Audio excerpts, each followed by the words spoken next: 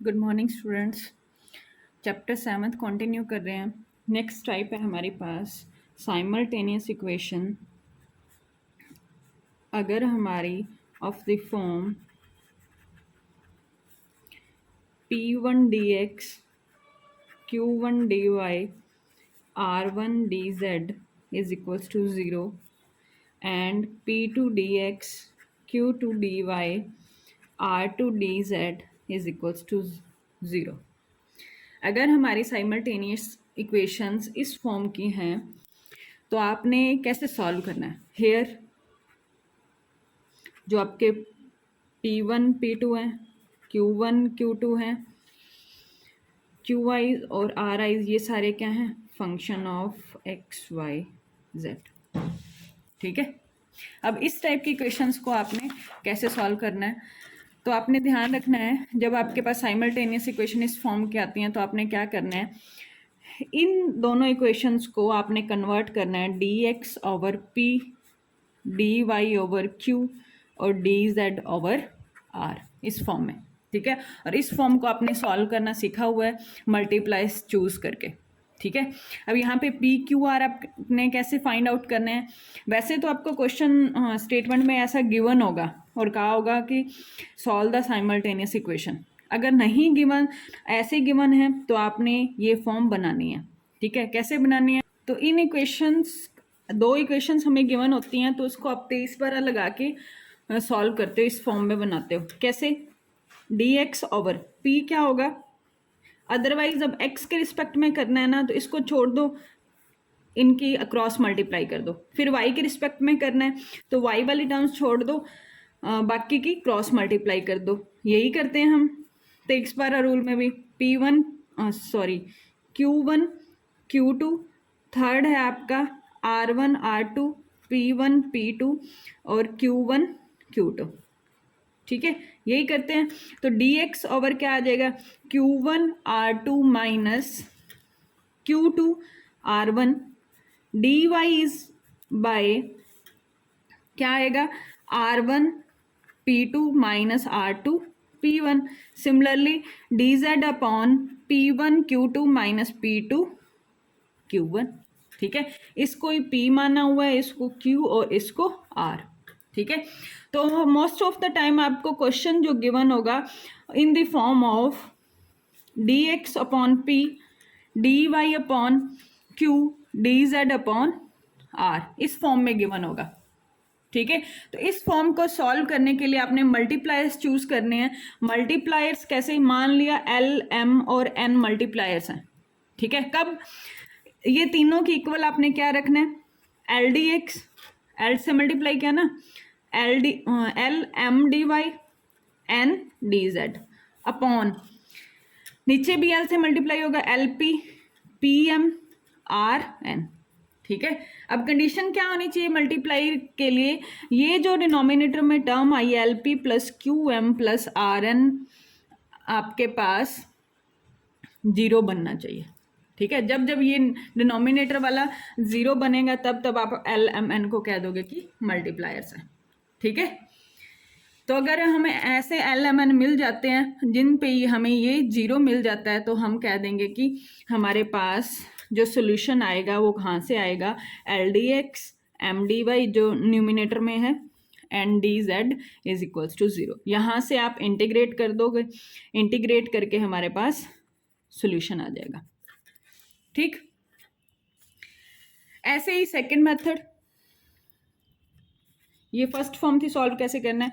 Second में आप क्या करोगे, दो दो फैक्टर्स उठा लोगे, जैसे डी एक्स अपॉन पी और d Y upon d q, sorry q, variable separable करके इंटीग्रेशन कर दो।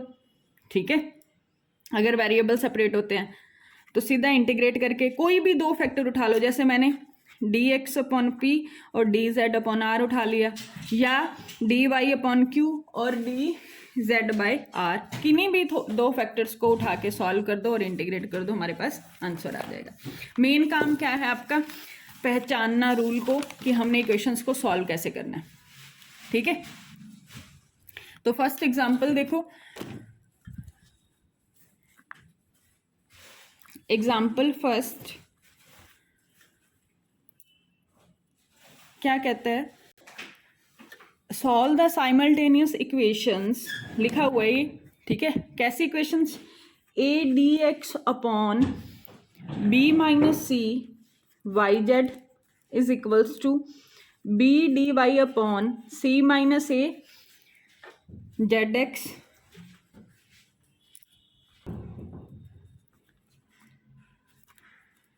और c d z upon a minus b of x y, ठीक है। इस तरह का आपको क्वेश्चन गिवन है और कहा है कि सॉल्व दी साइमल्टेनियस इक्वेशंस।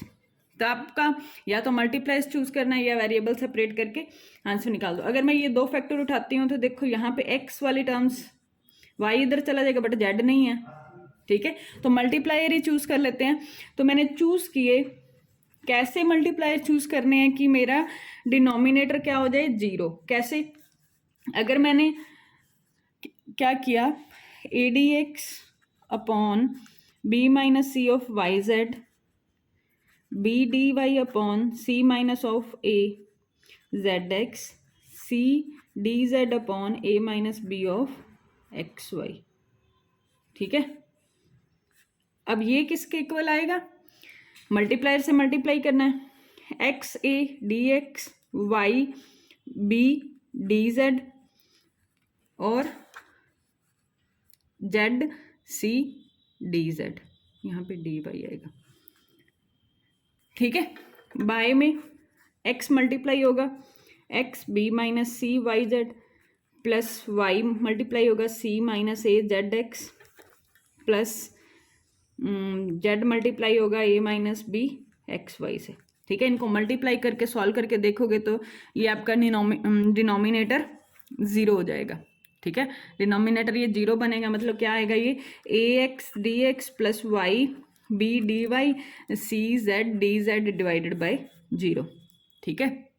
तो हमारा सोल्यूशन क्या रहेगा, so a x d x plus y b d y plus c z d z equals to 0, ठीक है। इंटीग्रेट करोगे, इंटीग्रेट बोथ साइड,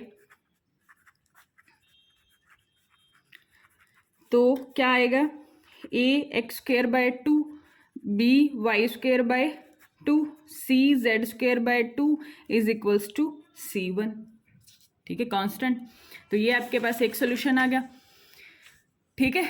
तो 2 कॉमन ले लो, a x square b y square c z square equals to 2 इधर चला गया जाएगा 2C1, इसको C2 मान लो या C डैश मान लो, ठीक है। तो आपके पास आ गया a x square b y square plus c z square is equals to C dash, ठीक है।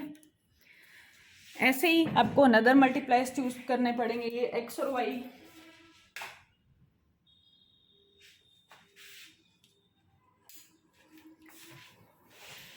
तो अदर मल्टीप्लायर सोचो, ऐसे मल्टीप्लायर चूज करें कि हमारे डिनोमिनेटर से मल्टीप्लाई करने के बाद वो 0 बन जाए, ठीक है।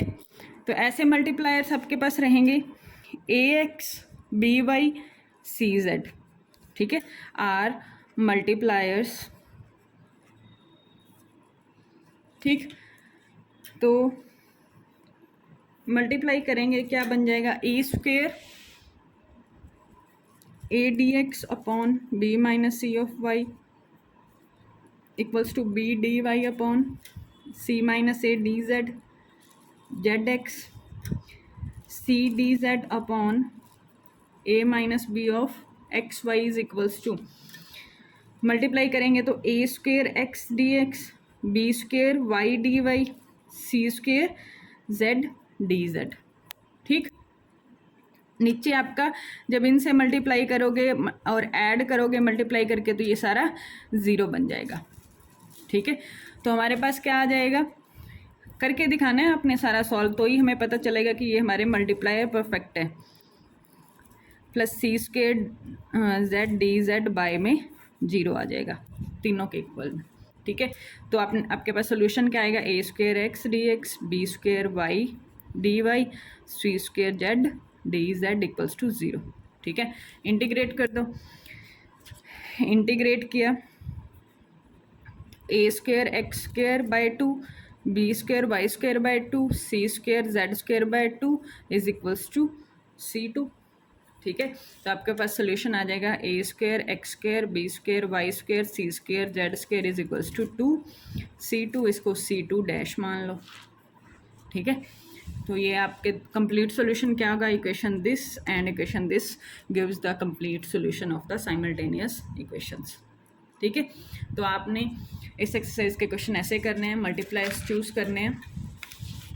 ठीक है, आपको देखना पड़ेगा किससे मल्टीप्लाई करें, ऐड करें या सब्ट्रैक्ट। माइनस का भी मल्टीप्लायर हो सकता है, ठीक है, 1 भी हो सकता है। जो नीड है डिनोमिनेटर्स को मल्टीप्लाई करने के बाद 0 बने, आपको बस वही ढूंढना है। ठीक, जैसे सेकेंड एग्जाम्पल में मल्टीप्लायर्स देख लेते हैं। एग्जाम्पल सेकेंड क्या कहता है, x d x upon z square minus 2yz minus का वाई स्क्वेयर, फिर d Y upon y plus z d z upon y minus z. ठीक है, अब ऐसे मल्टीप्लायर आपको चूज करने हैं कि नीचे वाले रफ काम में मैंने करके देख लिया, z square minus 2yz minus y square y plus z और वाई माइनस जेड, ये फैक्टर है ना। कब कटेगा, जब जेड स्क्वेयर वाई स्क्वेयर आए, मतलब एक वाई स्क्वेयर आना चाहिए, यहाँ पे माइनस का है तो हमें प्लस का वाई स्क्वेयर चाहिए, जेड स्क्वेयर प्लस का है तो माइनस का जेड स्क्वेयर चाहिए। अगर मतलब मैं इसको जेड से मल्टीप्लाई कर दूँ और ऐड कर दूँ, ठीक है, तो क्या हो जाएगा, z square minus 2yz minus y square, यहाँ पे किया z y minus z square से z square cancel, z y एक जेड वाई और मिल जाए, यहाँ से मिल जाएगा अगर मैं इसको वाई से मल्टीप्लाई कर दूँ। ठीक है, तो वाई से मल्टीप्लाई किया y square plus y z, y से वाई कट गया, वाई जेड 2yz हो गया। ठीक है, तो ये क्या आ गया 0। तो आपने ऐसे चूज करना है। ठीक है, अदर मल्टीप्लायर्स इसके क्या होंगे,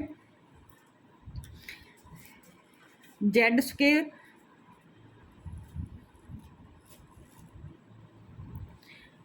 एक आपने देखा होगा कि अगर कोई भी मल्टीप्लायर ना मिले तो आपने कोशिश करनी है कि एक्स वाली टर्म्स या जेड वाली टर्म्स इकट्ठी करने की, वाई वाली टर्म्स इकट्ठी करने की। जैसे इसी का ही जो दूसरा पार्ट है उसमें 1 -1 और 0 लिया, तो क्या होगा, 1 से मल्टीप्लाई किया z square minus 2yz minus y square minus y minus z plus 0 into y minus z. तो यहाँ से क्या बचा, z square minus 2yz minus y square minus का वाई माइनस जेड, ये आ गया ना। ठीक है, तो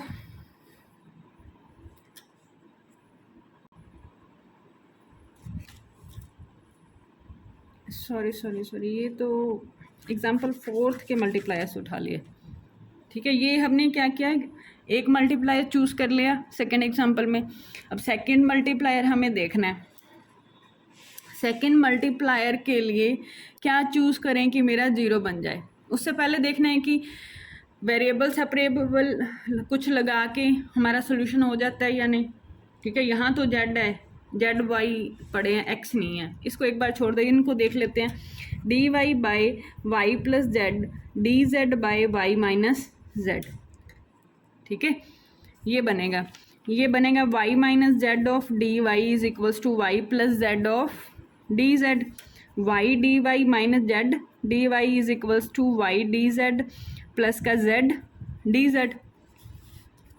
ठीक है, तो ये आपके पास बनेगा वाई डी वाई, ठीक है, और जेड डी जेड।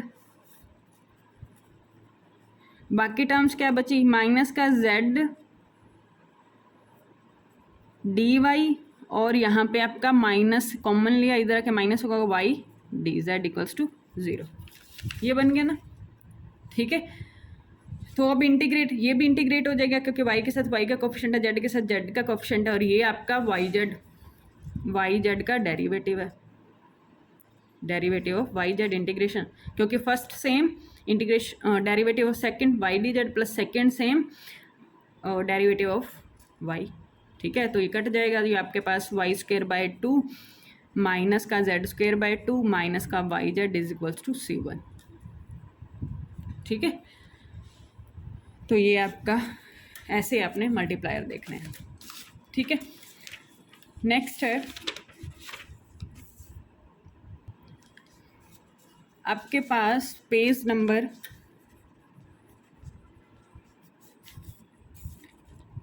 7.20 जिसमें हमने कोई भी दो फैक्टर्स को उठाना है, ठीक है। वो आपकी ये एक्सरसाइज है 7.3, ठीक है। कहते हैं कि second integral found with the help of first.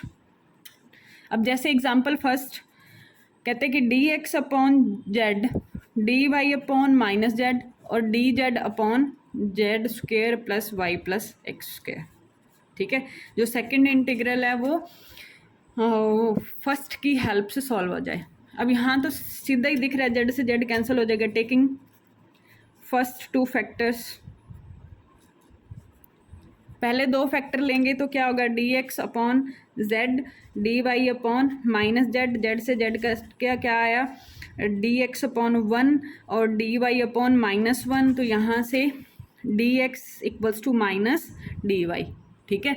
x equals to -y integrate कर दो तो आपका आंसर क्या आ जाएगा, x plus y equals to C1, ठीक है। एक इक्वेशन आ गई, ठीक है। अब x प्लस वाई की वैल्यू हम थर्ड में यूज़ कर सकते हैं ना, पहले दो फैक्टर उठाए उनकी हेल्प को से हम थर्ड फैक्टर को सॉल्व कर सकते हैं। थर्ड फैक्टर में x प्लस वाई पड़ा है, उसमें उसकी वैल्यू कांस्टेंट पुट कर देंगे। तो क्या आया हमारे पास था d x upon Z D Y upon minus z और d z upon z square plus y plus x का स्क्वेयर, ठीक है। अब वैल्यू हमारे पास आई थी अभी x plus y is equals to C1 जब हमने इन दोनों को सॉल्व किया, ठीक है। पुट कर दो यहाँ पे तो ये बन जाएगा d x upon Z D Y upon minus z और d z upon z square plus C1 का स्क्वेयर। जेड वाली टर्म्स ही रह गई ना, इसमें एक्स वाई रिमूव हो गया, ठीक है। तो आप किन्हीं भी दो फैक्टर्स को उठा लो, इन दो को उठा लो चाहे इन दो को उठा लो, ठीक है, सॉल्व हो जाएंगे क्योंकि जेड इधर चला जाएगा, यहाँ भी अगर लोगे तो जेड इधर चला जाएगा, ठीक। तो हमने उठाया d x upon z is equals to d z upon z square plus C1 का स्क्वेयर। तो जेड वाली वेरिएबल सेपरेबल, जेड वाली टर्म्स एक साइड, एक्स वाली टर्म्स एक साइड। ऐसे ही अगर वाई उठाते तो वाई वाली टर्म्स एक साइड और माइनस जेड उधर ले जाते, ठीक है। तो अब इंटीग्रेशन कर दो, ठीक है। इंटीग्रेशन करोगे तो कांस्टेंट यहाँ पे इसको टी पुट कर दो, 2 से मल्टीप्लाई और 2 से डिवाइड, 2z आ जाएगा। जब इसको टी पुट करोगे तो 1/2 log t आ जाएगा, ठीक है। x is equals to 1/2 log of z square plus c square plus का C2 को log C2 लिख लो, कांस्टेंट है आर्बिट्ररी, ठीक है। तो यहाँ से आपके पास सोल्यूशन आ जाएगा 2x is equals to log of z square plus c square. ये तो आर्बिट्ररी कांस्टेंट है, चाहे 2 से मल्टीप्लाई करो उसको another constant log C dash मान लो, ठीक है। log C डैश मान लो जब 2 से मल्टीप्लाई करोगे तो, ठीक। तो ये आपके पास आ गया 2x log m plus log n। तो ये हो जाएगा 2x is equals to log of z square plus c square into में c डैश, ठीक।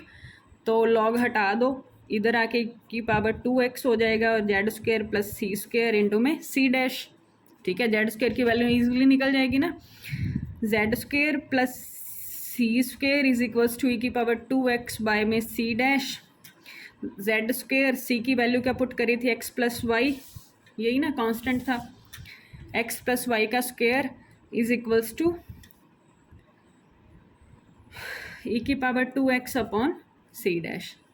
तो कंबाइंड सोल्यूशन आपकी ये इक्वेशन देगी और आपका ये इक्वेशन देगी, ठीक है। ऐसे सोल्यूशन करना है। ऐसे एग्जांपल सेकंड है, मतलब हमें कोई भी दो फैक्टर उठाने हैं, उनको सॉल्व करना है। अगर उनका यूज़ किसी और में होता है तो अच्छी बात है, ठीक है, अदरवाइज मल्टीप्लायर्स ढूंढो।